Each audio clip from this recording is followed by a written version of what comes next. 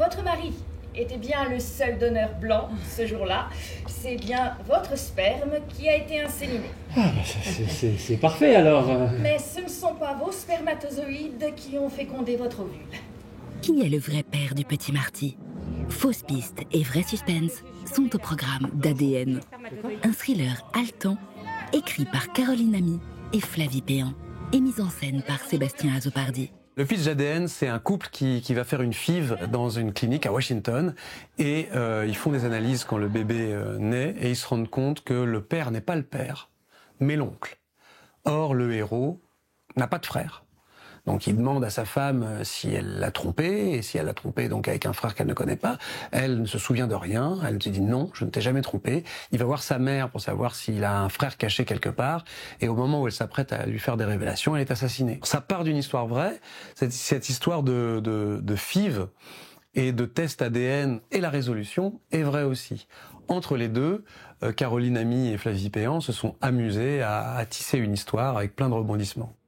J'ai pas de frère. Non, il a Voilà, pas de frère. Scientifiquement, vous en avez un. Mais non merde, à la fin, j'ai pas de frère. C'est un cauchemar. Benoît Facerias et Anne Plantet incarnent ce couple déboussolé par cette révélation ubuesque. Beaucoup de choses qui lui arrivent en très peu de temps finalement, parce que l'intrigue se passe sur quelques jours à peine. Il a une phrase qui revient quand même tout au long de la pièce qui dit « je comprends pas ». Et c'est vrai qu'il est un peu perdu, quoi. Il est paumé pendant 2 heures Oui. finalement.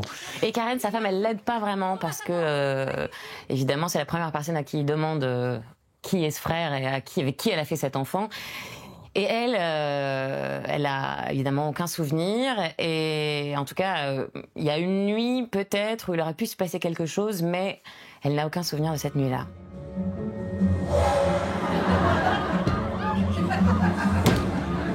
Officier Kaufman, vous êtes dans l'état d'arrestation. Scène courte, décors et personnages multiples. Les comédiens doivent tenir un rythme effréné. C'est un travail de fou, parce qu'il fallait... c'est un tour de magie permanent. C'est-à-dire qu'on va changer de lieu en quelques secondes, toutes les minutes et demie, toutes les 2 minutes. Ça donne un rythme incroyable à la pièce. Mais en même temps, il a fallu répéter tout ça. Il y a 70 changements de décor, à peu près autant de bascules de panneaux.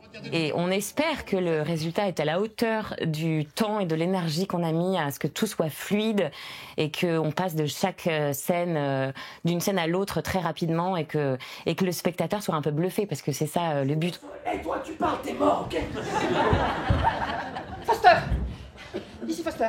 Kaufman, vous m'entendez? Le spectacle est aussi dans la salle, comme souvent avec Sébastien Azopardi. Ces policiers se retrouvent au milieu des spectateurs. Donc déjà, dès le début de l'histoire, on fait partager une part de l'angoisse du héros au public grâce à cette proximité. Donc ça, c'est une expérience. Le fait de faire, il y a un moment, il y a une course-poursuite qui se passe dans la salle, et c'est comme si le public était les figurants du film, quoi. C'est vrai que j'aime bien me servir de ce rendez-vous que se donnent le public et les artistes dans une salle de spectacle. Une expérience à vivre jusqu'au 4 janvier au Théâtre Michel à Paris. Ouais.